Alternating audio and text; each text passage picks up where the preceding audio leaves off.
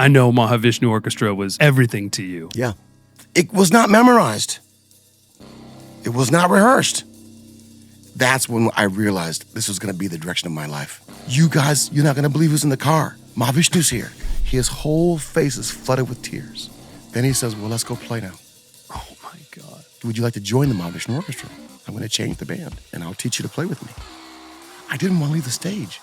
That's how good it felt. They almost had to come and get a hook to hook me off the stage because I didn't want to leave, man. It was like, no, this is the best. I'm home. I have so many questions for you. I'm so excited that we get to do this. Okay. How do you go from a fan of Mahavishnu Orchestra to becoming the drummer of Mahavishnu Orchestra? It's God's grace. Never compete with Billy. Just be the best you. Yes. Anyone would be daunted to try to compete with a Billy Cobham, which you cannot do at all. Do your own best and bring what you're supposed to bring to the world. Your first time recording with Mahavishnu Orchestra. Mahavishnu said, we're going to go to London to record this music with the Beatles producer of Sir George Martin and his engineer, Jeffrey Emmerich, and we're going to use the London Symphony. And not long after, we hopped a plane and we went to London. So how does Mahavishnu Orchestra end for you? And I had to really kind of find my way. You're signed to Atlantic, Icons on your solo album. Where I was then told, if you don't have a hit on this album, we're going to drop you. We strongly suggest that you find out what's happening in New York right now. It's called disco.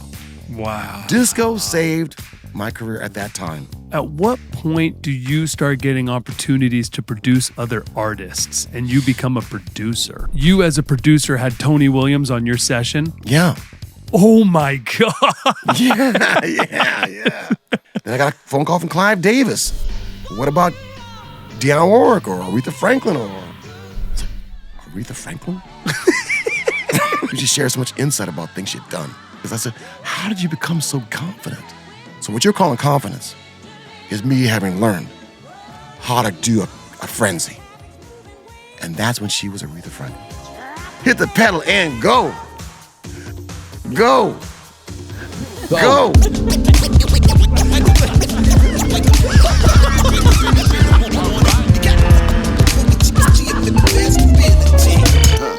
Go. Hey, everybody. We have another incredible guest for you today. Every single week, we're hitting with the legends of music.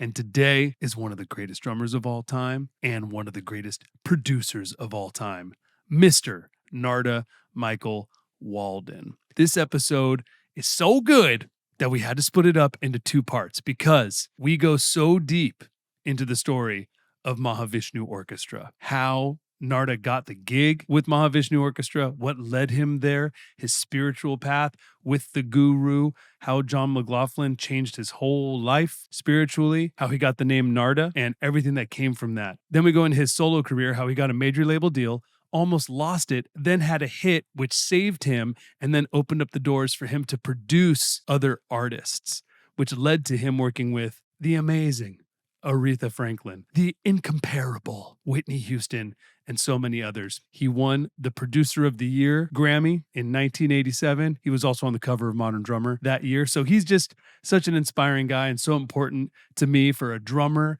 that was jazz fusion, powerful, lost so much power, so much creativity, so many notes, and then goes into becoming one of the biggest, most influential producers of all time. And he's the most amazing guy, as you will see in this interview. He's an amazing storyteller. He's got a beautiful energy, and I'm just grateful for the time. Super influential. Love the guy so much. So I hope you enjoy this interview. I want to give a big thanks to our friends at DistroKid. DistroKid is the easiest and fastest way to get your music on Spotify, Apple Music, TikTok, YouTube Music, and over 150 platforms worldwide. I didn't even know there were 150 platforms. For as little as $2 a month, you can release as many songs as you want and keep 100% of your earnings. Keep it all to yourself. So big thanks to DistroKid. And if you're interested in using DistroKid and you aren't yet using it, go to distrokid.com/VIP/Elmo and get 20% off your first year because you are an Elmo VIP. So big thanks to DistroKid. I've been using the service for years and I'm still using it because it's great. So I can talk personally about DistroKid. I've been watching them build it forever and they're just a great company that cares a lot about artists. So thank you, DistroKid. One more thing. If you've been watching this podcast, much love to you. Thank you for all the love. Please like, subscribe wherever you're listening, whether it's on Spotify or YouTube. If you could leave a comment, we really, really greatly appreciate that. But subscribing or following us is a great way to support us for free. And we're going to keep this show going every single week. So without further ado, here is my interview with the amazing Narada Michael Walden. So there's a big fuss about you right now. Oh, let's go. What are you hearing? I guess you put on some hot drummers recently. Hot drummers. Did you put on my man Omar Hakim? You know it. Yeah, it was amazing. See? So it's a big fuss going on, man. It's a big fuss. Oh yeah. I love it, man. I'm happy to hear. Yeah, the response has been great. My favorite thing when I do these interviews is when people say it's their favorite interview of that person. Yeah. That makes me feel great. And I've been hearing that a ton on the Omar interview. And before that, we did Steve Smith. Oh yes, of course. And before that, we did Thomas Lang. Of course. See, it's a big fuss going on, man. We're doing Dave Weckl. Oh, I got you. But today we're doing Narada Michael. Yes, sir. Walden. That's so nice of you. Thank you, Elmo. Oh yeah, man, absolutely. Oh yes. Yeah, go. I love it, bro. Would you start us with a prayer? Absolutely. This is a prayer in honor of Elmo and his beautiful show, in honor of all the ruckus he started with these great drummers on this show, really sparking up the energy which we need and the vitality and the spirit of rhythm that we need in our hearts all over the world. We take rhythm for granted, but in fact, rhythm is ruling large. Rhythm is saving the careers of many people. Rhythm is igniting God's love in us stronger. And when we hit the drum, we feel God's love even stronger, coming through powerfully. I think of Jeff Beck, how much he loved hearing the strong drum with him to ignite those marshals, to ignite his fingers, to ignite his heart, to show reverence to Jimi Hendrix, to show reverence to Mahavishnu McLaughlin, to show reverence to all that had been before him. So I'm saying to you at this time, my prayer is that we keep alive music. We keep alive this great show you have that's honoring Harvey Mason, senior and junior. One of my great students, Omar Hakim, when he was 16 years old, come to my house in Queens. We honor all this love. Steve Smith coming through, everybody coming through. And we want to really give you a lot of love and gasoline in your tank, Mr. Elmo, for doing what you're doing, which is a real service to the world. Don't take it lightly. Amen. Amen. Thank you, brother. Wow, that means the world. Let's go. The Narada blessing. Thank you. Woo! Man. Oh, man. That's the best way to start a pod in the history of all pods. Okay. All right, man. Well, let's get into it. Let's have some fun. In 3, 2, 1. Ladies and gentlemen, welcome to the show. My next guest is a musical master of flow. He was drummer number 2 for the great Mahavishnu. And this man grooves like very few do. He's not just a drummer, he's a hitmaker supreme with Grammys, plaques, and a legendary team. He gave Aretha her Freeway and Mariah her Vision, and Whitney the song that made the whole world listen. Oh, you want to dance with somebody? Well, you know who to call. Make a ton of noise for the man who makes hits for them all. It's Narada Michael Walden!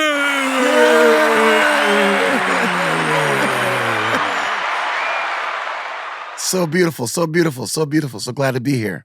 Thank you for that beautiful man. Intro. Yeah.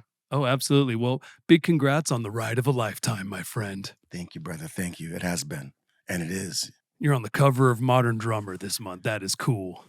That's so spectacular for me. I just feel rejuvenated all over again.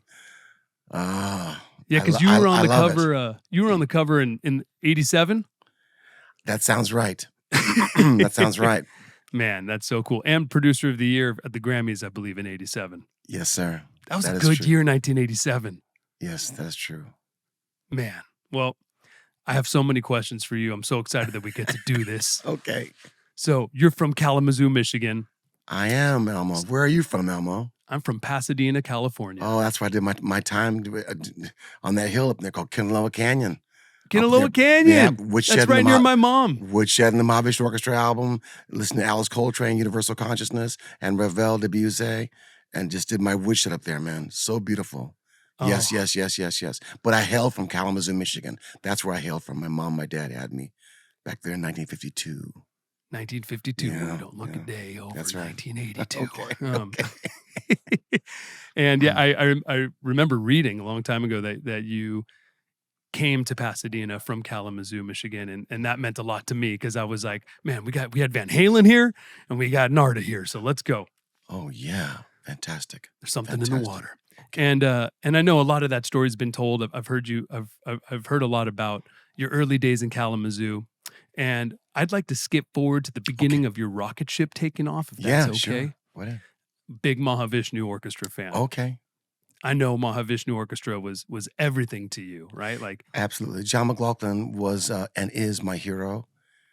In fact, I'm cutting a song right now as we speak for my new album of love for Mahavishnu the genius. And if it had not been for him, it'd been very hard to get into this business. Very hard. I prayed on it daily. How I'd make it, how I'd try to make it really is hard to do. yeah. And so Mahavishnu taking me under his wing as he did is so pivotal in my life, and I'm so grateful to him for that. Wow. Yeah. So I know that you went and saw Mahavishnu Orchestra play in Connecticut. Yes.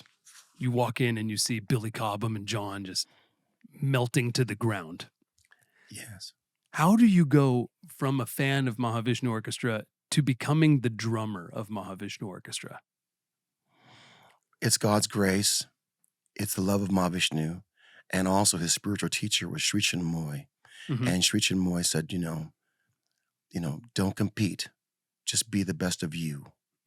So, anyone would be daunted to try to compete with a Billy Cobham, which you cannot do at all. But what you can do is just pray and meditate on yourself, your own heart, and then do your own best and bring what you're supposed to bring to the world.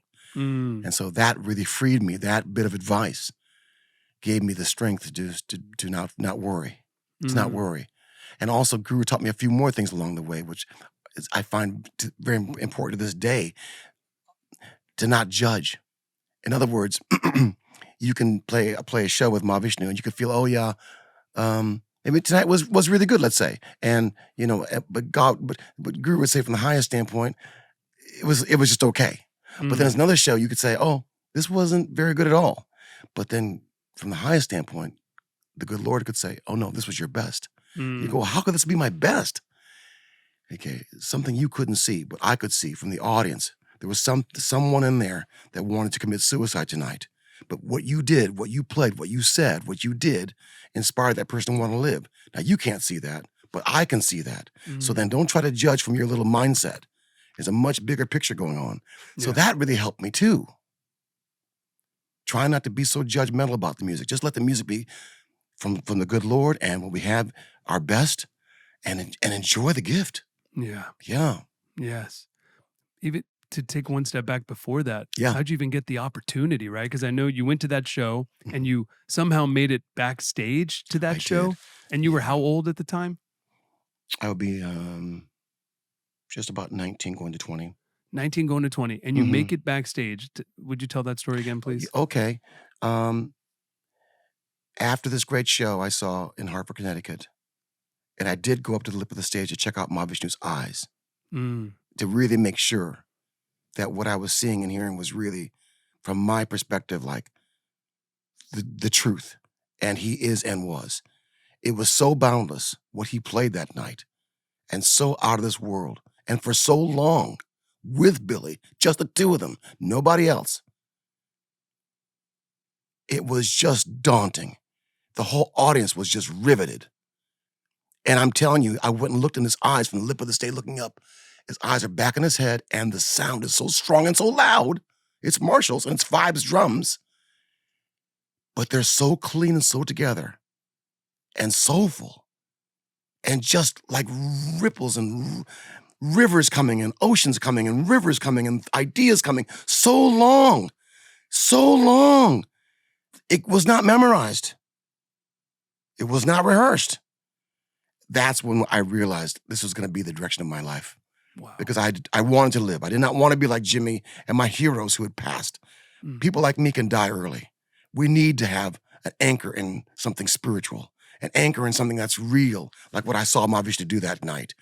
And when I saw that and I knew his direction of the guru with his life, Yeah.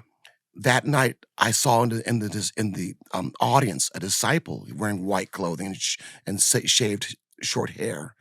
And I went up to him. I said, "My name is Michael Walden. I just really have to meet Mahavishnu. I know of the disciples in Miami where I just left, Ina Carmel, and I went to the meditation one time, and I saw the transcendental picture of the guru, and I'm just so into this, what he's doing, and I really have to meet him." And he looked at me and said, "Well, my name is Apeksha, and if you just follow me, you know, I'll do what I can do."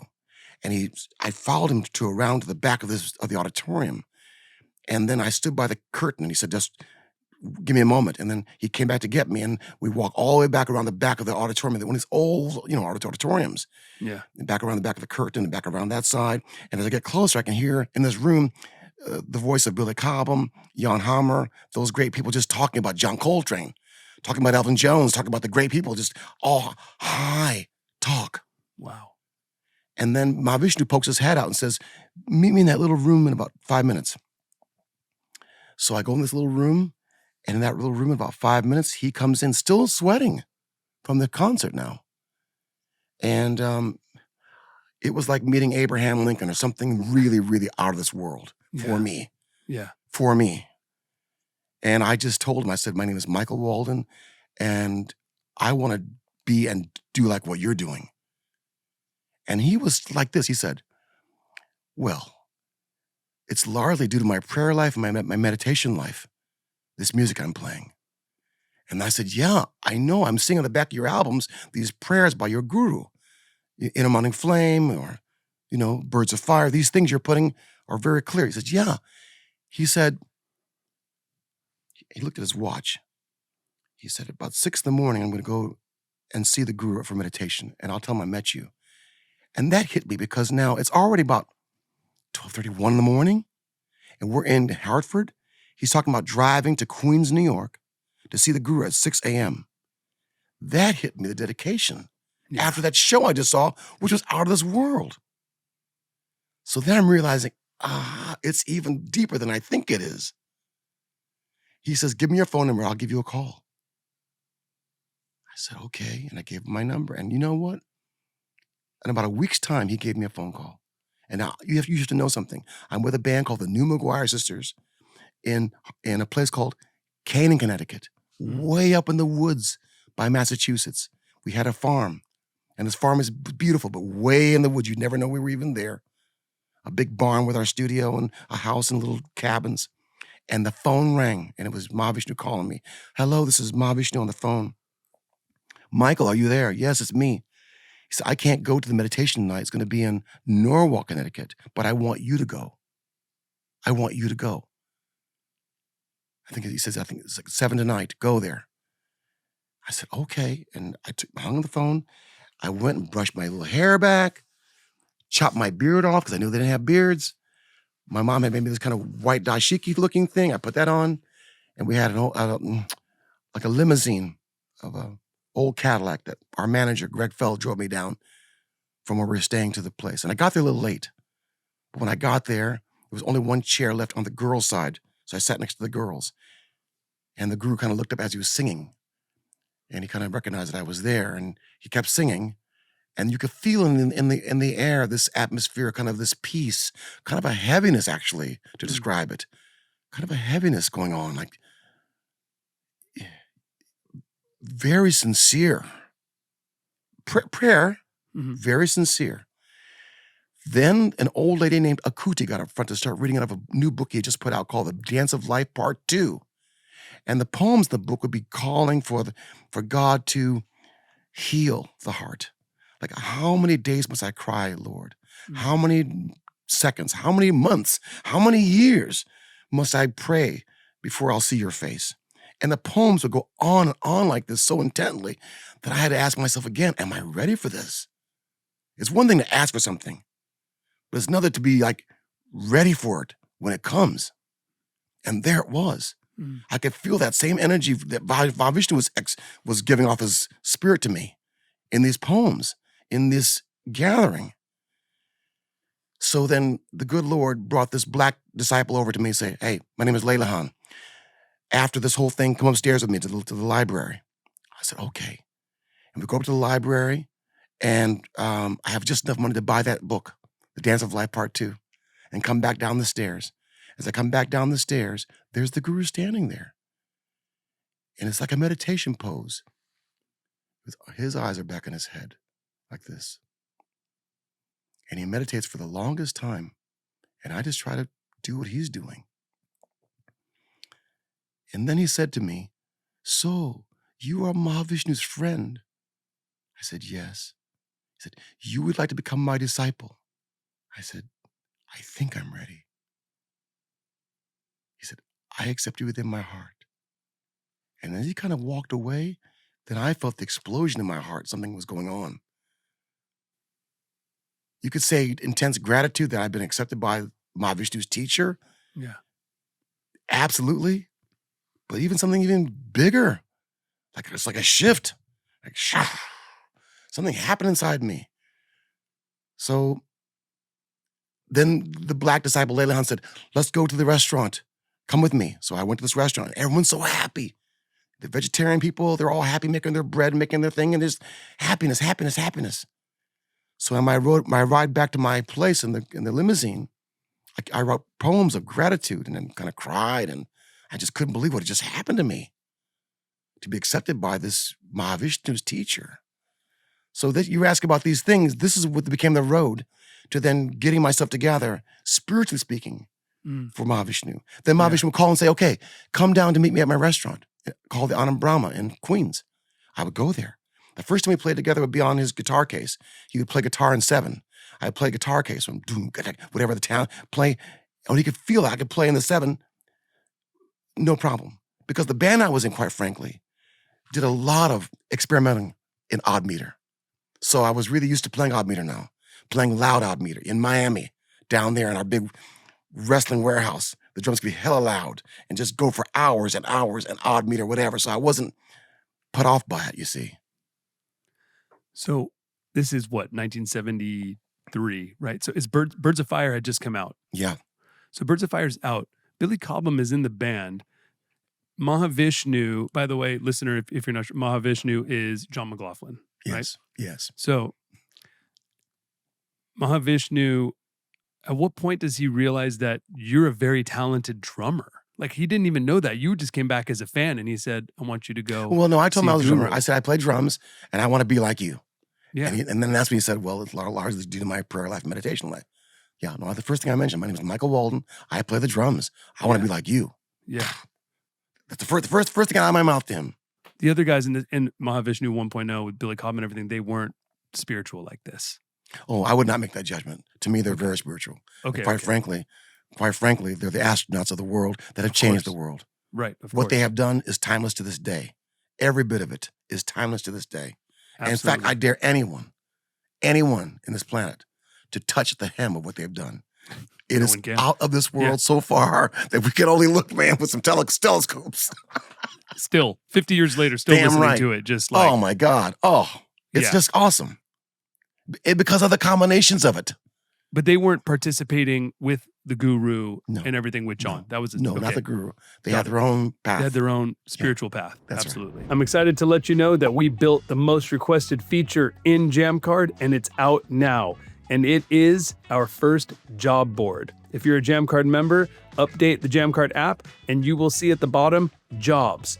Click that, and you can see a bunch of different job opportunities, and you can apply for those jobs. Also, if you are looking to hire someone or contract them, whether it's for a tour or a recording session or for a brand collaboration, you can also post your own opportunities in there. So JamCard members, go update the app, and you can see the new jobs feature.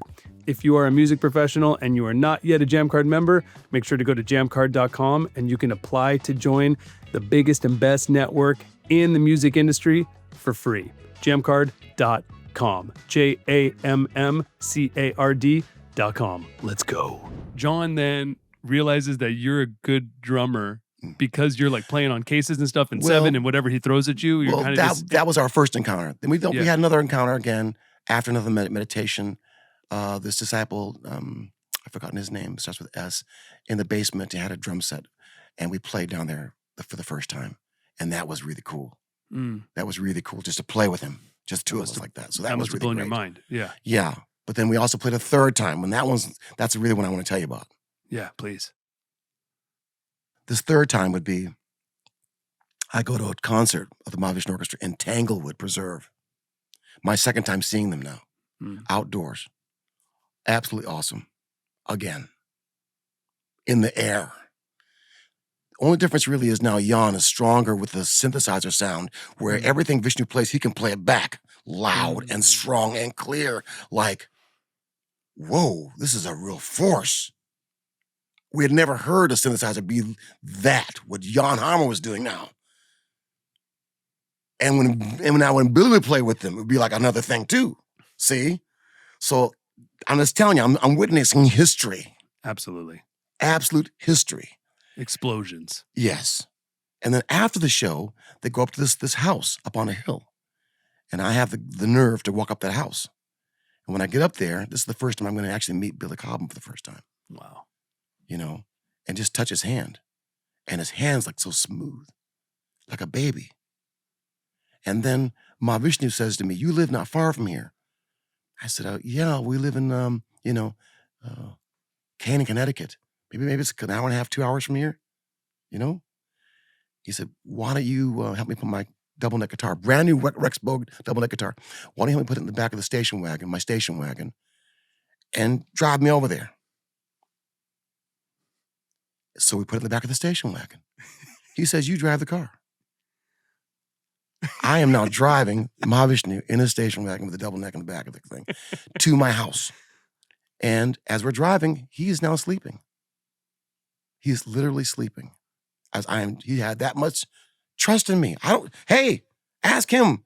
I'm just telling you the truth, man. Yeah. So I'm driving him 2 hours to get to my house. And when I get there, I run and I say, you guys, you're not going to believe who's in the car. Mahavishnu's here. And he walks in, Ralph Armstrong goes bang, all the band, Sandy Tranel, bang, Greg DeJoven, bang. Everyone's like, oh my, I can't believe it. And then, you know, I'll make you some food. So I start making some broccoli casserole, you know, and just make him feel comfortable. And the next mornings when we had our meditation together in my cabin, and that was also very important because I had my shrine in my room, my picture of Guru, some flowers, everything very sweet. As we went into my little cabin to go meditate, it's a very hard wooden floor. We're meditating, and I can hear the sound. I think I may have left my faucet on or something, because I can hear this kind of drip like, and I'm wondering, is it disturbing his meditation, this sound of drips? I said, I wonder if I should get up and go turn it off. That's how much it is, you see?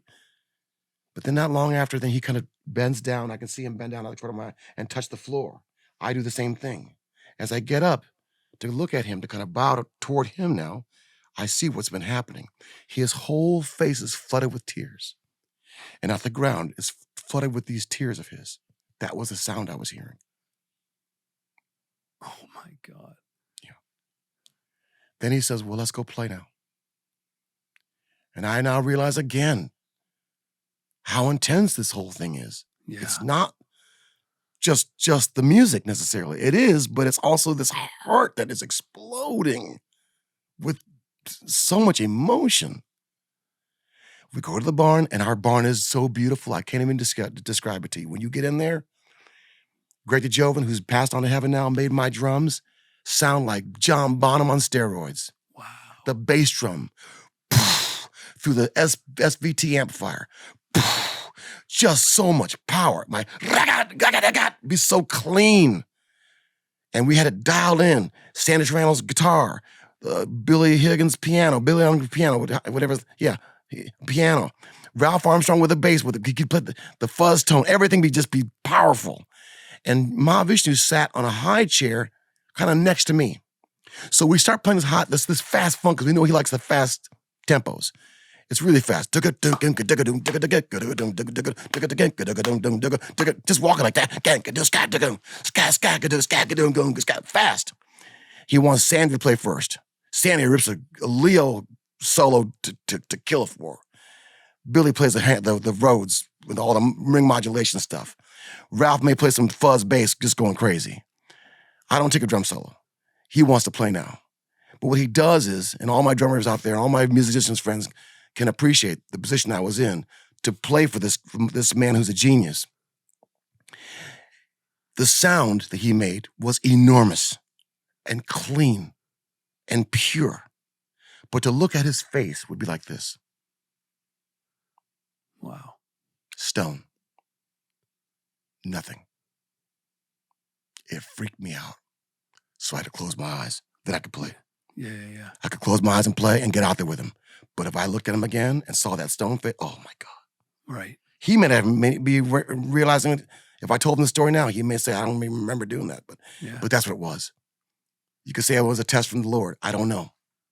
Wow. But it forced me to really just be me and not depend on what his face was. Because I come from an era of Hendrix.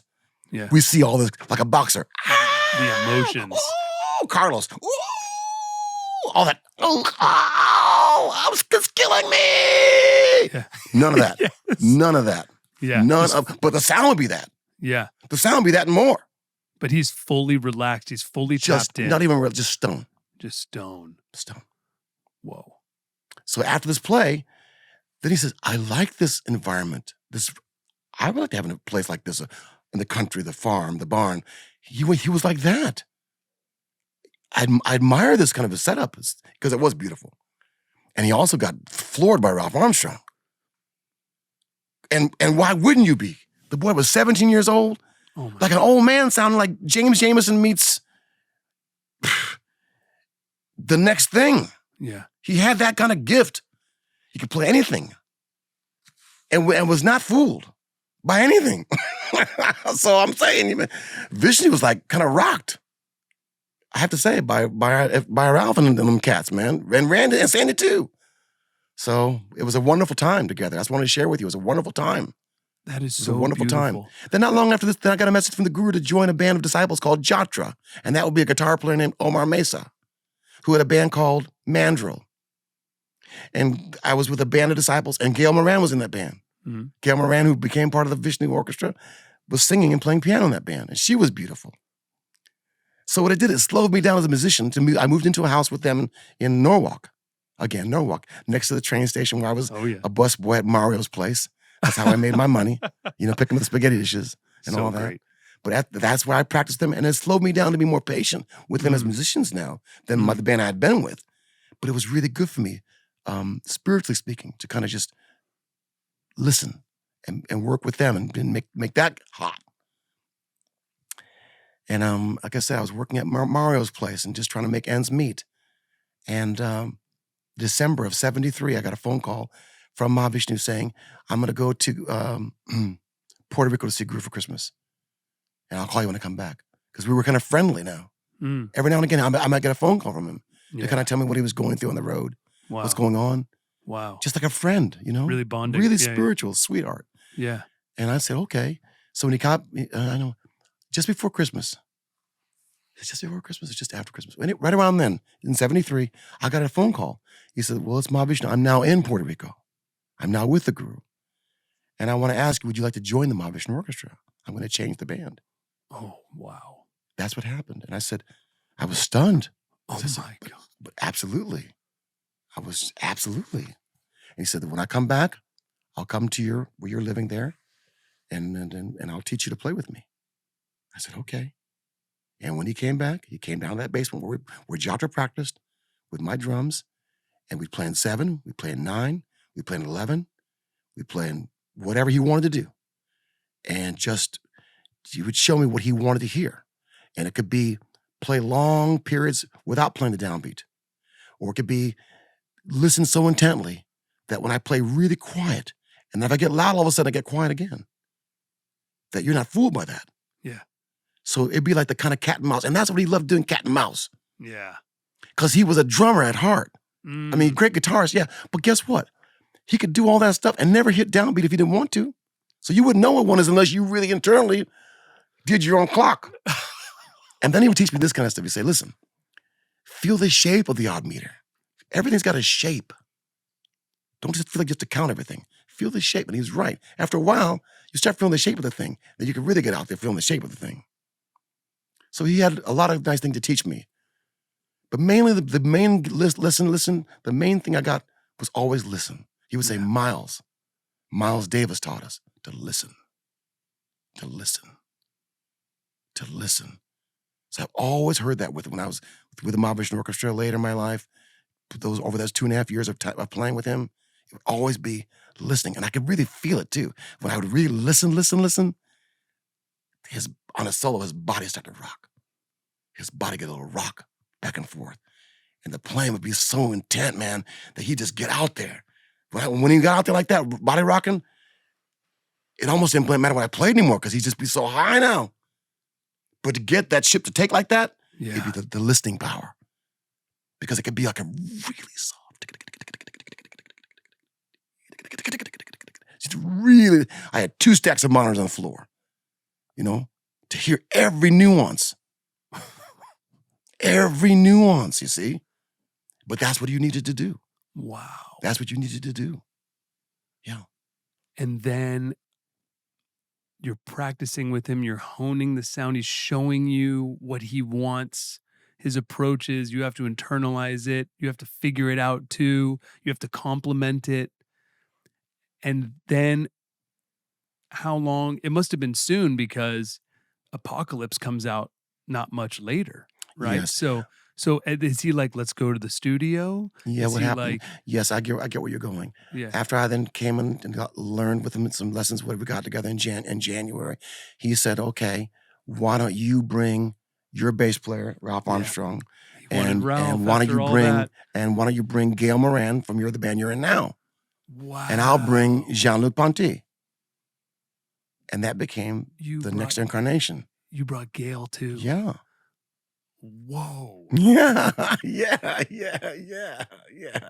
Because he loved that beauty and the femininity, and she was so incredible. And just wise spirit, who she ended up marrying Chick Corea. I know.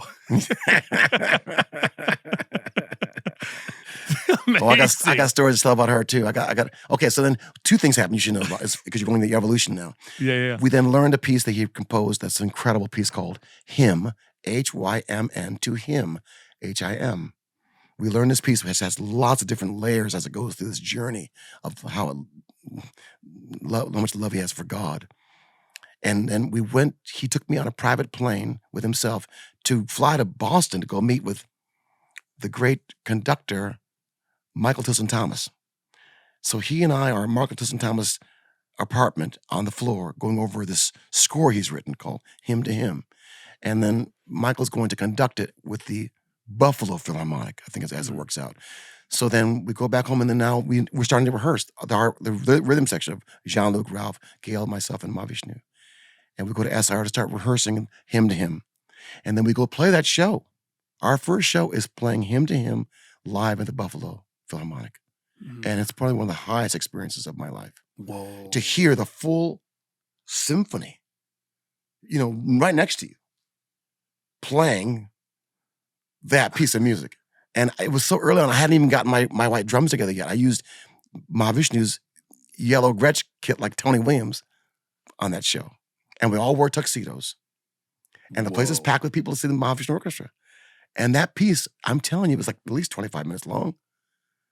And when we then had to take a bow at the end, I didn't want to leave the stage.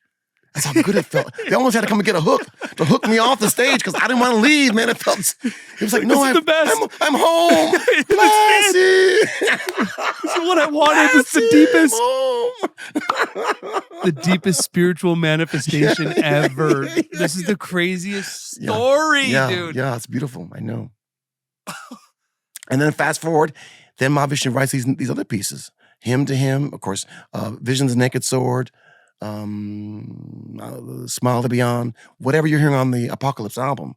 And then he'll give us cassettes to learn just the basic skeleton. So I had a room that I paid for in a house where we all use the same bathroom. I was still poor, still hadn't made any money. Oh, yeah. So that's how I lived. I would study on my Sennheiser headphones and my little Sony cassette machine, these skeletons he would give us. Oh, man. And have to memorize them because you see, I can read music, drums, but I would not ever want to read this type of thing. This is like, you have to like learn it for your soul, where you know it by your soul. And then we go into rehearsals, and then that's when it really would happen. Some magic of where he wants to shift and take a solo here and da-da-da-da and da-da-da-da. And we had maybe like a week of rehearsal, not very long. And then he said, okay, you're not going to believe in what we're going to do. I said, what? Because now we're really close. He's spent time with me. I'm in his studio in his house, in his basement. He has a recording studio in his house in Queens. And he said, we're going to go to London to record this music with the Beatles producer of Sir George Martin and his engineer, Jeffrey Emmerich. And we're going to use the London Symphony. And Michael Tilson Thomas will come and he will conduct the symphony. And we'll have Michael Gibbs do the arranging. And I was like, wow. And that's how he'd be, just very matter of fact. And not long after, we hopped a plane and we went to London, I think in April of '74, to record that music. And it was just incredible and kind of difficult, if I might say something to you, because when we first got there, we're all a little nervous. Yeah. And then they put me in the same room with the strings and the full orchestra. And we're starting to cut. Now they're going, my drums are so loud. So loud. They say, oh no, this is not going to work. So they shut everything down. They say, give us half an hour. They move my drums, the whole rhythm section of Vishnu, Ralph, Gail, and Jean-Luc into the room across the hall. And they give us little cameras, like this camera I'm looking into you, little cameras that we can talk to each other. And I can see on my TV screen, Michael Tilson Thomas conducting. Whoa. The symphony. And I can, of course, in my same room, I can see Vishnu right in front of me. But I'm relying upon my headphones for what the orchestra is playing now. And that's how we recorded Apocalypse, in separate rooms. So it was really quite a difficult thing, but this is the magic of George Martin, the Beatle producer. He was so easy, effortless, kind, and everything's a piece of cake. Just beautiful. Everything's beautiful. And this is so not a piece of cake session. Yeah, that's how he made everything feel. Are you at Air Studios? Yeah, this is London Air Studios. So you're at George Martin Studio. You're with George Martin. You're with Mahavishnu Orchestra. You're now in Mahavishnu Orchestra. So it's not just the pressure. I don't want to use the word pressure because that wasn't something that that Guru wanted you to feel, but the intensity of your first time recording with Mahavishnu Orchestra. It's produced by George Martin. And you have the London Symphony Orchestra. And the engineer, Jeff Emmerich, who also and recorded Jeff the Beatles. Emmerich. Yeah, who's the He Beatles. did Exactly. Ringo's drums, Yes. So, yeah. Unbelievable, dude. Yeah, it really was. And I was very much aware that, for example, on the first thing that I played, where you could hear me play drums, it's a song called Vision is a Naked Sword. It's in 11. So there's a long go around where the strings are playing this theme. But when it's time for me to come in, I was very much aware I wanted to make a statement. Bam! Just do something that's going to really be attention-getting. And Vishnu is the kind of guy, do those things. Yes. Do that. And then I remember going into the playback room where George Martin would be sitting on the big speakers, and you'd see Mike Gibbs, the arranger, be like a little girl. It'd be like that kind of feeling, wow, like chills. Even George Martin would be looking up. It was like something new we hadn't heard before. It was really quite true. We hadn't heard an orchestra, a full symphony, playing this T-highs from India, influence coming in. Yes. So it was just mind blowing. I'm trying to tell you. Yes. The gumbo of the whole thing. The Black Boy and Ralph out of Detroit, James Jamerson Motown bass with what I'm doing with the funk and whatever, and the whole mixture was just out of this world. It was also, though, still so seamlessly Mahavishnu Orchestra. Oh my God. Yeah. It was something new, but it was still cohesive, right? It was like if it was just like it came together. It was like you were the perfect drummer to follow Billy Cobham. It was so seamless feeling as the listener, right? As the listener. And those are I'll say it on this because I can say this. That would be the scariest shoes to fill ever for me, right? So to fill the Billy Cobham shoes, to be face-to-face with John McLaughlin, with Mahavishnu, accepting that taking the challenge, bringing it, coming in with confidence, coming in loud, coming in screaming, making your statement the first time you're coming in on a Mahavishnu record. Unbelievable execution, man. Like, just like, did you get the confidence from the guru's words? Confidence came from my own soul and my connection to God. Yeah, yeah. God is always in me, and my mom and dad raised me really well. And having Guru and Mahavishnu in my life, of course, all that's just full of love, devotion, surrender, you say. Absolutely. But something you said, I got to correct you. It was never filling Billy Cobham's shoes. Just got to keep that clear. Yes. If I'd done that, tried that, I would have failed. Right. Only way you can come in is respect Billy so much that you have to bring yourself now. Honor him and just now bring yourself. And that's what I was focusing on. That's what I was saying earlier in my interview with you. The Guru set me free. He said, never compete with Billy. Yes. Never compete with Billy. Just be the best you. Yes. So that's what really freed me. Something so simple. Yes. Because I also watched Billy one time. Let me tell you another story. When they were cutting or about to cut Love, Devotion, Surrender album with Carlos Santana. Carlos and Mahavishnu are both disciples of Guru. Oh, they decided to make an album for Guru. And they had a rehearsal downtown New York. Billy, Larry Young, Armando Praza, Carlos Santana, Mahavishnu. And Mahavishnu said, you want to tag along to watch a rehearsal? I said, oh, yes. So I went and sat behind Billy's drums on the floor. I could watch him from behind like that. And it's awesome. So awesome. Unbelievable. Yeah. Awesome. Did you develop the power alone is awesome. That's so mind-blowing. What a seat to watch. Oh wow. Yeah. That's a priceless ticket. He writes on he wrote a foreword to my book, my drumming book out now. And the foreword mentioned that that's the first time that we actually spoke. He remembers seeing me on the floor, watching him play that rehearsal. And you knew you were a drummer? That was friends. No, he didn't know anything. He saw me sitting there. Yeah. He just saw me sitting there. Yeah. But I didn't say anything, so I wasn't bothering him, so he just kept on playing.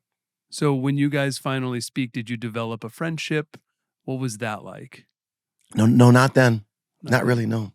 I never really, only time I had a friendship with Billy was later. When I was playing with Tommy Bolin, to skip ahead, we're now playing Tommy Bolin at the Roxy on Sunset Boulevard. And up in the balcony is George Duke and Billy Cobham together looking down on us. Now that's pressure. Yeah, absolutely. Because those cats we love so much, but we just rocked the house. And then Billy came backstage afterwards because he loved Tommy so much. And he said to me, you're playing so hard, you're knocking the paint off them drums. I was like, and I touched his hand again to shake his hand, and it was so soft again.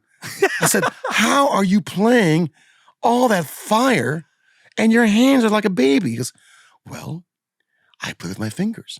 I pull the stick like this, fingers. I mean, it was just like, what, huh? Because I'm telling you, man, like a baby. So that's when we really had a chance to kind of become more friendly as that goes. Most perfect technique. Blazing single strokes. That's all coming from his fingers. That's amazing. That's what he said. But I got to say something that we don't talk about much about Billy. I'm going to say something. But why, to me, he's so great. Yeah. There's many things you can say. But from a young cat like me, he was able to speak to cats who were the next generation. Me. I'm the next generation. Yeah. Because he was funky. See, Billy, we don't talk about it. Billy Cobham, yeah. But he was funky, man. Of course. Listen on that vital transformation when he does in 9. He's funky, you see? And then, along the way, I discovered an album that a lot of folks don't even know. But it's so sensitive and tasty, like playing with Icarus, the Paul Winter consort, an album called Icarus. So you might not even know that, but that's him on drums, so beautiful. Wow. We played it night and day. That's also, I got just a rinse of how he feels when it's soft as well.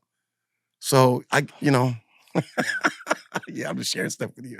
Did Billy Cobham ever come see you play with Mahavishnu? Not that I know of. Nah. No, not that I know of. No, no. Yeah.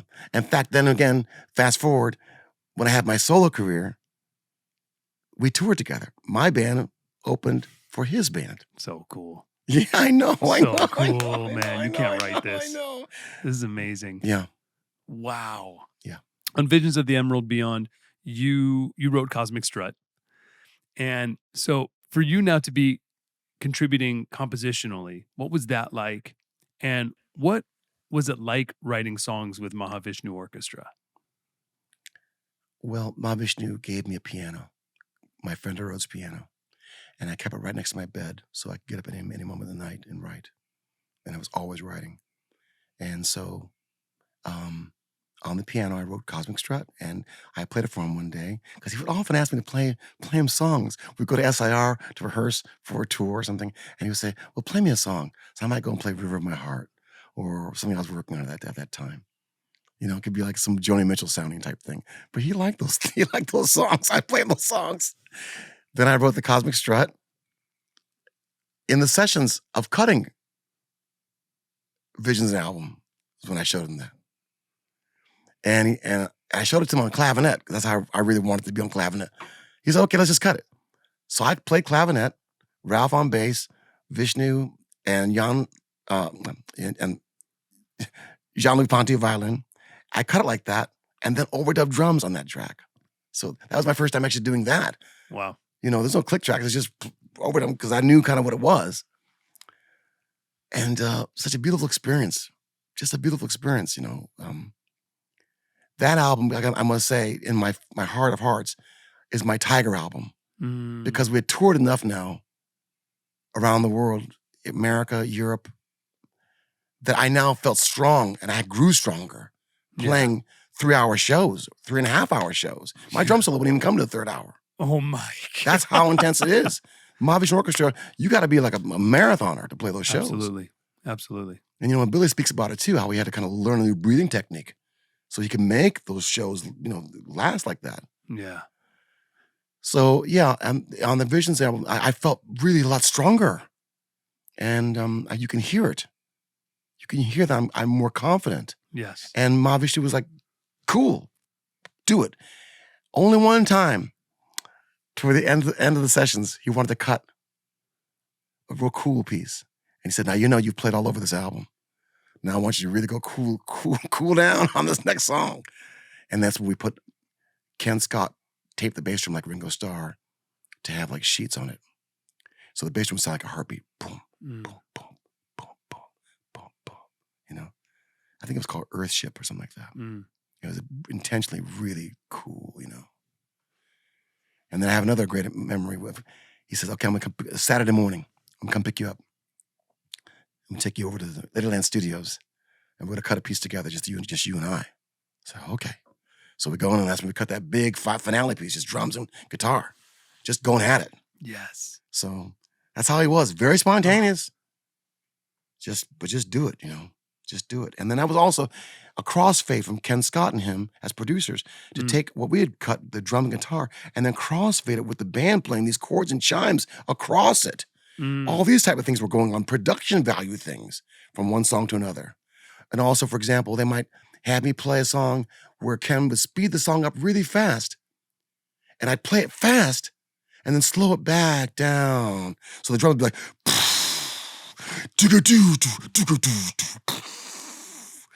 those type of tricks were happening, which was like mind-blowing. And you gotta imagine, I'm in Jimi Hendrix's studio where Mitch Mitchell sat, where Buddy Miles sat, where these great people have sat. So I'm just, again, in heaven. Wow, what I really am. I'm the luckiest experiences person in the world. And I was a puppy are, dog man. for Mahavishnu. Whatever Wow. he needed me to do and play and give and be, I was just there. Just absolutely there. So I'm very, very proud of those years. Very proud of that time in my life. It shaped me.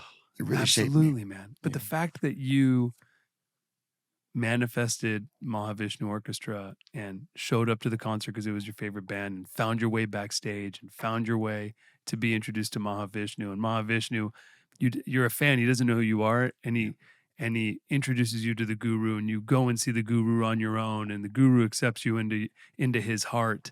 Yes. And then John just starts calling you. Oh, come Yes. over here. Come Yes. over here. Yes. Oh, then you go and see them play. And then he drives with you back to your house. Yes. And then you jam for him with your band, Yes. you were like in Mahavishnu training with. Yes. Yes. And he just loves it and just absorbs you and your energy and contributes to you and you contribute to him. And that's how this happens is so crazy, dude. I know. It's out of this world. It's out of this world, Yeah. man. Wow. It's so the power. amazing. It's the power of God's grace. You see, Absolutely. There's something really happening. You know, something That's really so happening. inspiring, man. It's so inspiring. So you're having the time of your life. Yes. Right.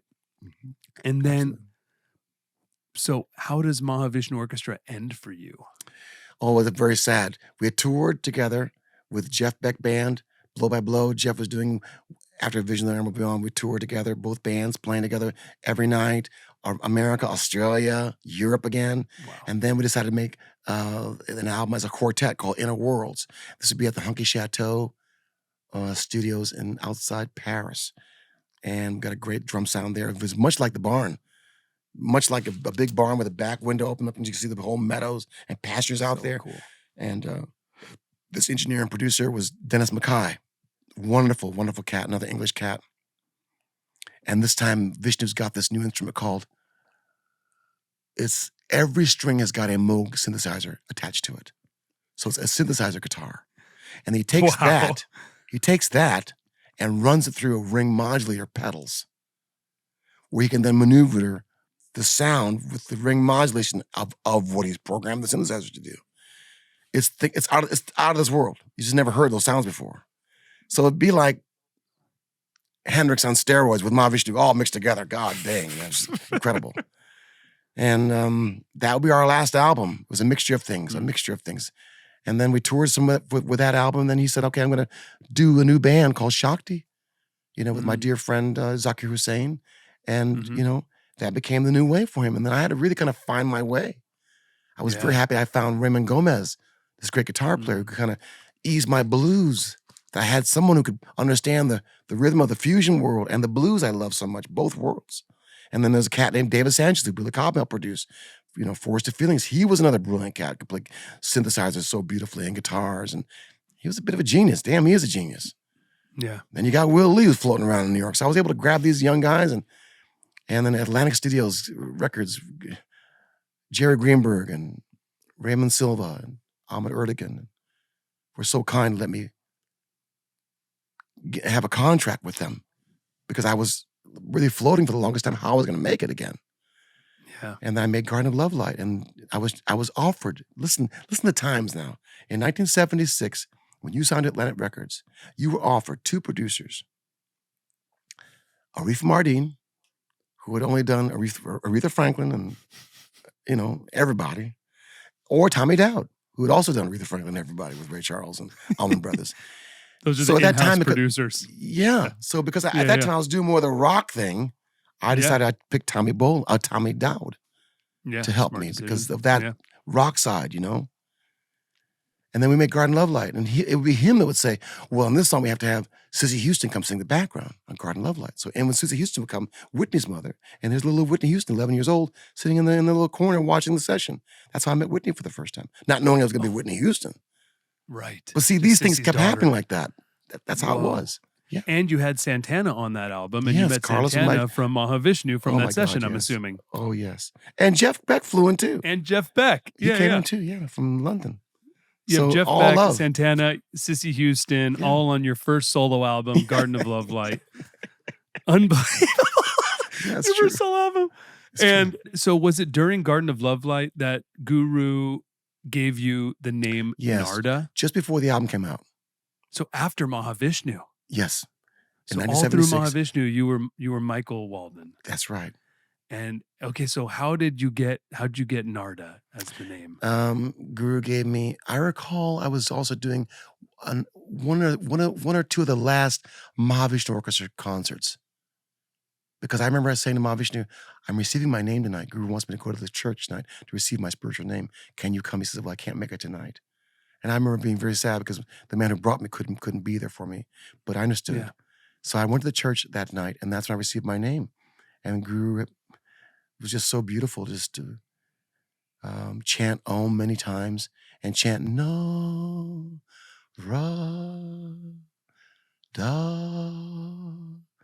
Na. This went on for so long, this chanting, I didn't know if my name was Na, Ra, or Da. Until he said, Narada, your name is Narada. Then I go, oh, like that, Wow. And he said, Narada's soul brings from heaven to earth light, delight, and compassion, and takes back to heaven from earth's sufferings. And then he told me stories. He said, there are many stories about Narada from the Bhagavad Gita, Indian folklore. But now I'm going to tell you one about Narada and God's hour, because you've been so patient to wait for your name. I didn't want to spoil you. I didn't want to give you your name early, like I've given names so early to others. I wanted to make you wait. So you've been so patient to wait for your name that I wanted to tell you a story about God's hour and Narada. And then that became a beautiful story. We explained the three different incarnations of Narada to me. And maybe one day in your next podcast, I can tell you those stories. Wow. But they're absolutely gorgeous, and they live with me today. Oh, it's so beautiful. Yeah. So Narada, but he said Narada, more like Narada, like Florida, 3 syllables. Narada. Like Florida. Yeah. Now if I go to London, I'm Narada Michael Walden. Or in the ghetto, Narada, yo man, Narada, what's up, Narada? See? And it's all cool. It's all cool. It's all cool, man. Yeah. Oh, that's so beautiful. Yeah. All right, so now you start making solo albums. You're signed to Atlantic. Yes. You have these, icons on your solo album. You start working with Bob Clearmountain as well. Oh, that came for the third album. Yes. A third solo album. That's my third solo album, where I was then told, if you don't have a hit on this album, we're going to drop you. Oh, no. I couldn't stand the thought of being dropped. I couldn't stand the thought of have to shine shoes for a living. Right. So they said, we strongly suggest that you find out what's happening in New York right now. There's a big wave of new sound coming out of New York. It's called disco. So I went to New York and I checked out what disco was. It was just 4 on the floor, dance music with a lot of energy. And then there's different examples of things you could do. Like Rick James would have a hit called You and I with horns. So you could use live horns. You could use live drums.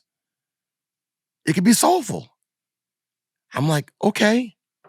I got me a clavinet and a Fender Rhodes at my Hilton Hotel across from Ed Sullivan Theater, and wrote my side one of I Don't Want Nobody Else to Dance With You and 3 other jams. And I was so lucky to get Bobby Clearmountain at Power Station, where she could record it, because that was the sound I wanted, was good times.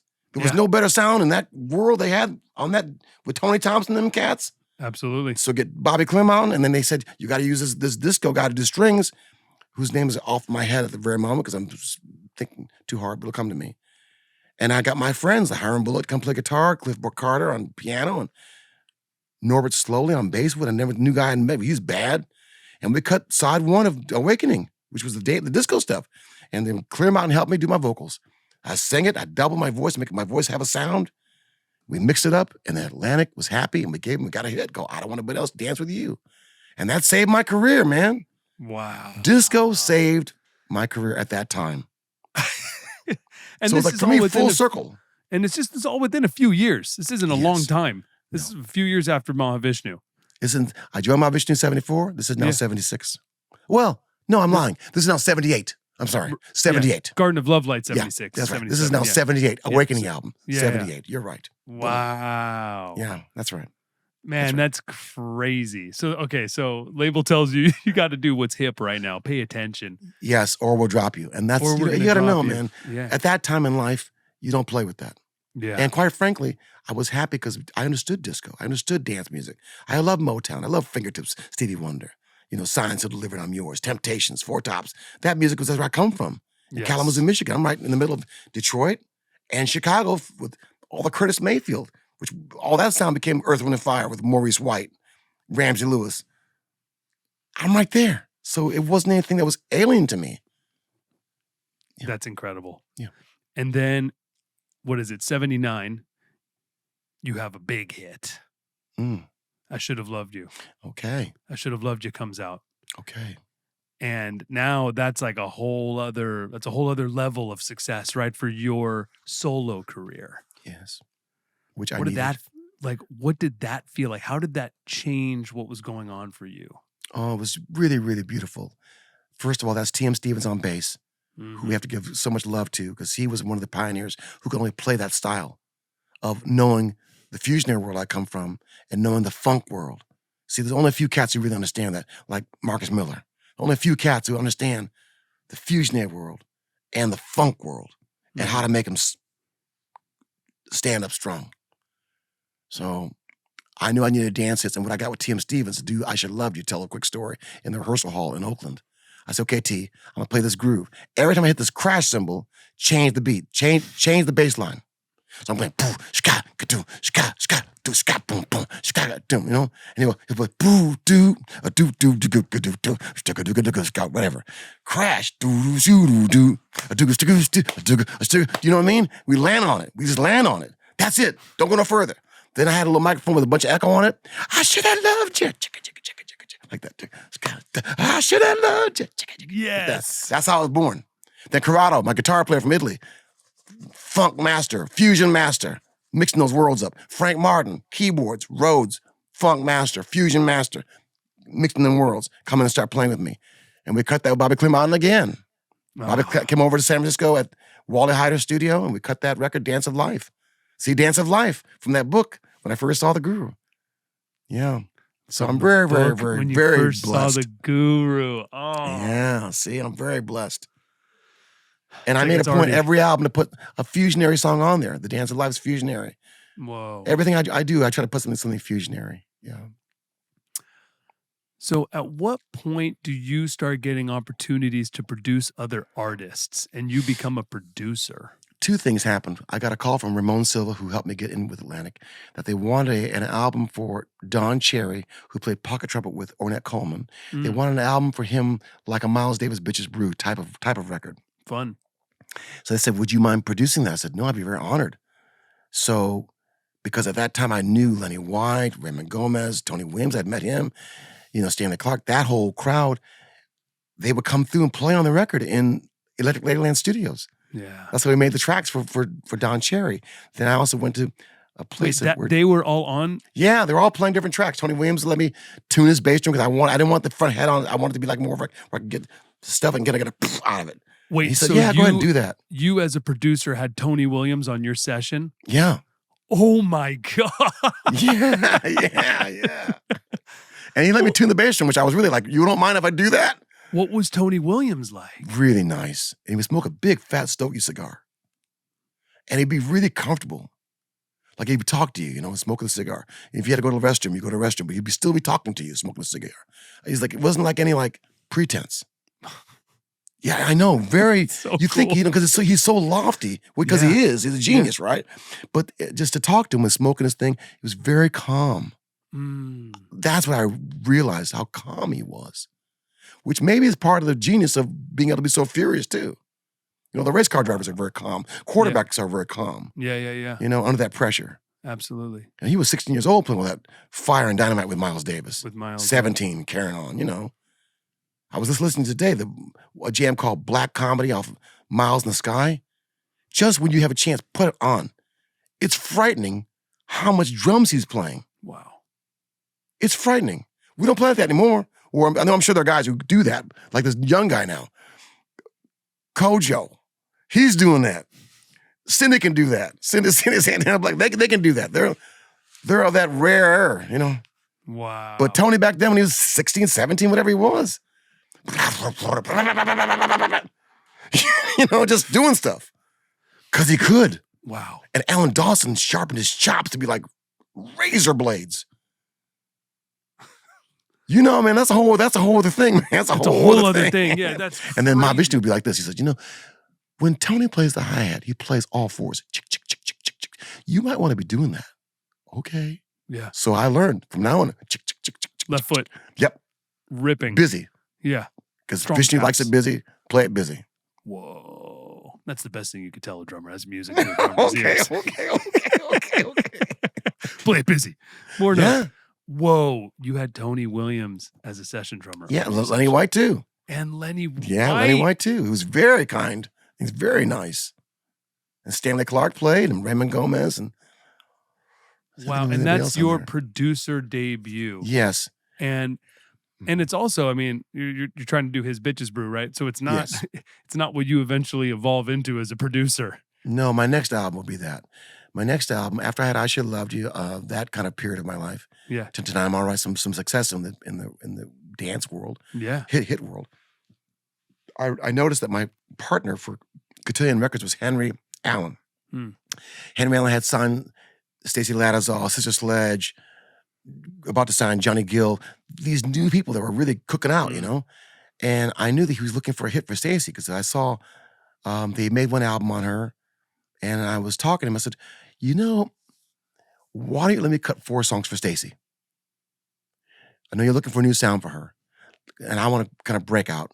Let me do 4 songs for STACY, and if you like them, I can finish the album quickly, another 4. If you don't like them, you haven't lost that much. Yep. And he looked at me and said, okay, go do that. So I took it very seriously. I came back to San Francisco. I flew in T.M. Stevens on bass, Frank on piano, and Corrado, my little crew. And at the Sausalito record plant with Tom Fly, the guy who had done the engineering for Rick James, I went in there after I rehearsed to the T, Let It Be Your Angel, Dynamite, Jump to the Beat. And we went in there and laid those suckers down. I mean, just quickly, so I wouldn't spend extra money. Yes. And we did it, man. And then... Wait, so those tracks were already written? I wrote them. Oh, with you Bunny wrote Hall. them. Yeah, I wrote them. I flew in Bunny Hall from L.A. Yeah. Who was a very good lyric writer, and she could sing soulful and black. So I had her, and then my wife at the time, Anna Kampa, she helped give me a title for Jump to the Beat, some lyric for Jump to the Beat for Little STACY. Nice. So those things kind of came together quickly. And then I went to New York to put her vocal on, and she just was a little killer. She was like 11 years old with that big voice. Child. And then I got Mike Gibbs from Apocalypse to come do the strings for Let Me Be Your Angel with that sound. Whoa. You know, so it's all these combinations of sounds that are like, whoa. Yeah. And then she had a hit. And then when that had a hit, now she's opening shows for Michael Jackson. They got T.M. Stevens playing bass before they're playing Madison Square Garden. Yeah. Literally a teenager. So because of that, then I said, well, now you should do Sister Sledge. Now you should do Johnny Gill with STACY. Perfect combination. And maybe now you should. It just kept rolling. Then I got a phone call from Clive Davis. What about DIONNE Warwick or Aretha Franklin or... This is unbelievable, and we could tap into any of these, but for the sake of us doing this in under 7 hours. Yes. Elmo. I'm down for part 2, part 3, part 4. Let's go. So Clive Davis connected you with DIONNE Warwick. Didn't really work out. No. Didn't work out. No, not at that time. Wasn't a match. Well, it was to me. Right. She wasn't feeling that. It takes 2 to tango, my friend. Yeah. But Clive, so Clive says to you, like, don't worry about it. Yeah. I got another artist for you. How about Aretha Franklin? Yeah, just like that. What? He said, yeah, it was just like that. I swear to you. Clive was so beautiful. He said, don't worry about it. He said, how about Aretha Franklin? I was like, Aretha Franklin? He said, yeah, just give her a phone call. Just give her a phone call? That's how it was. Yeah, just give her a phone call. Man, he saw something in you. Yeah. He liked Let Me Be Your Angel. That production style and all that. Yeah. Because he asked me, he said, how'd you learn how to do all that? I said, I'm from Michigan, man. Yeah. You know, Kalamazoo, Michigan. They're all musicians over there. You know, we all learned that as for the little kids. What's your approach when you call Aretha Franklin for the first time? What's my approach? Yeah, because you could be like, oh, I'm going to be animated, or I'm going to be subtle, or I'm going to be like bowing down to her, or I'm going to be like how do you meet her on that level? You know what it is, man? What Vishnu taught me how to, he said, listen, just listen, right? So I just listened. I called her and told her how it was, and I asked her, just right at the very beginning of the conversation, I said, well, what are you doing to have fun? What do you do to have fun? You know, just want to kind of open it up as a conversation. And that's when she was Aretha Franklin. Mm. It was a complete different world than I was ever used to. She would say, oh, maybe I go out to a nightclub. You know, maybe I see a guy in the corner. Maybe he looks at me. Maybe I look at him. It's kind of like a who's zooming who. He looking at me. I'm looking at him. But guess what? He thinks he's got me. But then the fish jump off the hook. I'm like, who's zooming who? The fish jumps off the hook. What? That became who's zooming who. Right. Just like that. In the first 5 minutes of me talking on the phone. It's the album. Yeah. Yeah. It's the album. Preston Glass, I said, Preston, you're not going to believe this conversation I just had with Queen. She's talking about who's zooming who, man. We got to write a song. I went to the keyboard with Preston. Preston's helped me put the little lyric together on that thing. Shoot. Did you know if she knew who you were at the time? No, I never asked that kind of question. No. So, okay, so that happens. Then when does she come into the studio with you? Well, what it is, I record the tracks here. I record that Who's Zooming and Until You Say You Love Me here in the Automat Studios in San Francisco. And then I took those tapes with my engineer, Dave Frazier, to United Sound Studios in Detroit. And that's where she'd meet me. And that's when I really met her for the first time, bringing Who's Zooming Who over there and Until You Say You Love Me, and looked in her eyes and saw that fire of the genius in her. And it's daunting. I have to use that word again. It will make you be quiet. So I had to let her know in my spirit that I was there to make hit records with her and to respect her and have fun. Yeah. And not fight with her.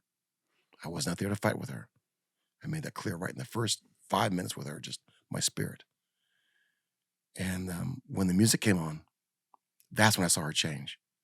She would come and she'd listen to the music, you know, and she got lighter. The spirit got light. And then she would want to go out there and start singing. And what she would do was she would sing down the octave all the way through the song. 4 or 5 times all the way through.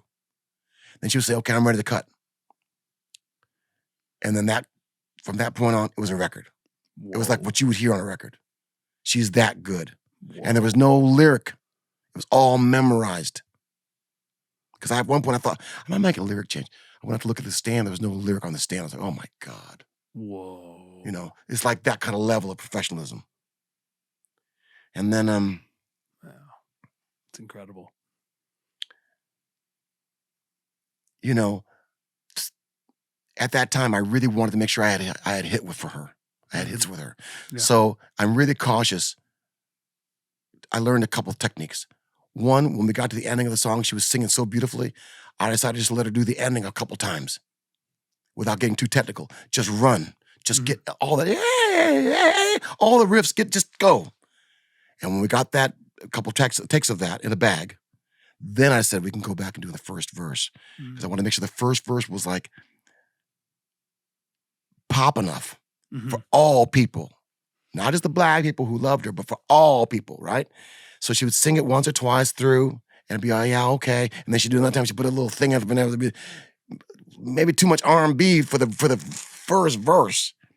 And then I would try to be really gingerly to explain to her, like, maybe we needed another couple more takes. She said, oh, listen, I'll give you one more take in what's called the straight reading. I had never heard that terminology. Yeah. She said, it's called the straight reading. I said, well, what is that? I go back and give you one more take. And I sing it closer to the melody. And it gives you one more take. I said, okay. Because I was kind of like a little panicking. I wanted to make sure I had what I needed for her to be different on this new album. And she went back and sang it again. And it didn't sound that much different, but it was to her closer to the melody. So, okay, we got it. And I would continue putting the rest of the song together, you know, and then that was that session. One more song I did with her down in the other room where George Clinton came in is called Until You Say You Love Me. And then that one's probably my favorite of all. It's so deep because the track is like Prince, the beautiful ones from Purple Rain, with all those new technology, which you never heard behind Aretha before. But she's singing on top of that. That was mind-blowing. And then she would ask me to massage her shoulder, and I'd go to massage her shoulder, and you could just barely touch her. The massage would be like, you could just barely touch her. That's how sensitive she was. And she said, I've been grieving for the last 2 years, my father being shot in the church and in a coma. So now that he's passed away, I can now come back to singing again. So it's a big to-do, a big to-do. And then when she would feel good, she would say, what do you want to eat? Norma Dew was her guy to go get stuff for her.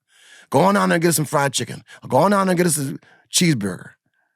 You know, and she eat and she feel good. And then she used that power from the food for a couple more good takes for you. Yeah. But in coming back home with the vocals, inevitably, in comping them, because comping is a big part of what we do as producers. Mm-hmm. In picking the best part that would live forever, I would inevitably pick the first verse that I might have thought was too much R&B. Mm. It was just so incredible. You Mm. couldn't overlook it. You couldn't overlook it. Wow. So that's what would come down. She'd be right. She'll give you a straight reading, but you probably ain't gonna use that straight reading because what I done give you is so good now. So You'd she's a always go- master, man. She's a master. God dang. You would go back to it on the comp. She would tell me so many things too. She would Wow. just share so much insight about things she'd done. She would say things like this. I said, how did you become so confident? I mean, you're just glowing with confidence. She'd go, oh, okay. When I was little, I would go in my father's church and stand in this little box and sing for him. I didn't always want to, but I would. And then there'd be all these guest people coming to the church. It could be Claire Ward, Mahalia Jackson, Sam Cooke, famous people coming to town. And it'd be my job to go into the church, especially for Mahalia, to go around the church and get the church in a frenzy. And if I couldn't get the church in a frenzy, Mahalia wouldn't come out. So I had to learn how to get the church in a frenzy. So what you're calling confidence is me having learned how to do a frenzy. Mm. I said, wow, I would have never known that. I would never known that. And she said, Mahalia was crazy.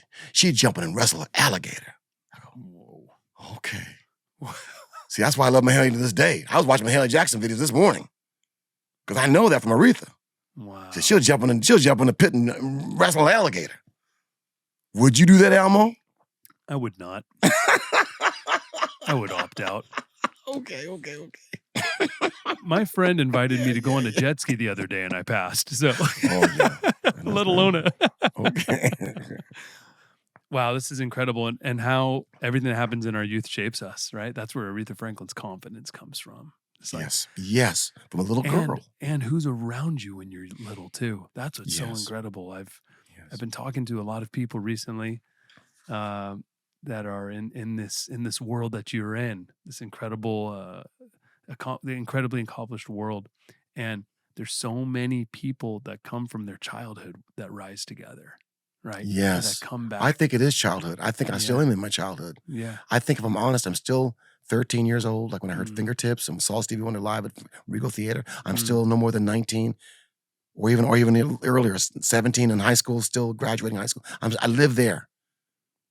My body has matured, but in my spiritual space, I'm still in the wonder of everything. Yeah. Yeah. Yeah. Wow. It's beautiful. Yeah. All right. What one final Aretha thing Okay. is Okay. Freeway of Love. We gotta touch on it. So that was after I came back after the first two jams of cutting those records. Then Preston Glass, legendary writer, producer, genius cat, my right hand, he would say, what about that song you cutting for yourself, The Freeway of Love? What about we do that for Aretha? I was like, Preston, I would never thought of that. That was gonna be for your solo stuff. Yeah, I was just writing music. Wow. Banging out on the piano, Yeah. With Jeffrey Cohen writing some lyric with me. And then I said, okay, but if we're going to do that, we have to get Cohen to rewrite the lyric to be for Aretha. And Cohen did. Knew you'd be a vision in white. How'd you get your pants so tight? Don't know how you're living, but you must be living right. Oh, we got some place to see. I brought the maps with me. So jump in, ain't no sin. Take a ride in my machine. See the traffic moving way too slow. Hit the pedal and go. Go. Go. We going riding on the freeway of love, going around the freeway of love. Winds against my back. Going around the freeway of love in my pink Cadillac. And that was the lines. I said, I got pink Cadillac, freeway of love, Cohen. But what rhymes with pink Cadillac? He goes, winds against my back. I go, God, Cohen, I would never thought of that either. All these people keep knocking me out, man. Because I was stumped. I had freeway of love in the pink Cadillac. But what rhymes with that? Oh. Winds against my back. I said, oh, God, Cohen. Oh, man. Yeah. Ooh, you're surrounded, man, by I'm talent. surrounded, man. I'm surrounded, Wow. man. And thank God I am. What a beautiful thing. And this concludes part one. All right, we're going to stop you right there. And next Friday, we're going to drop part 2 of the interview with Narada, and we're going to bring you straight in to his incredible stories of working with Whitney Houston. So please like, subscribe, and share with your music-loving friends, and we'll see you next week. Much love. Go with Elmo, go with Elmo, go with Elmo, go with Elmo, go with Elmo, go with Elmo, go with Elmo. This is the stuff, man.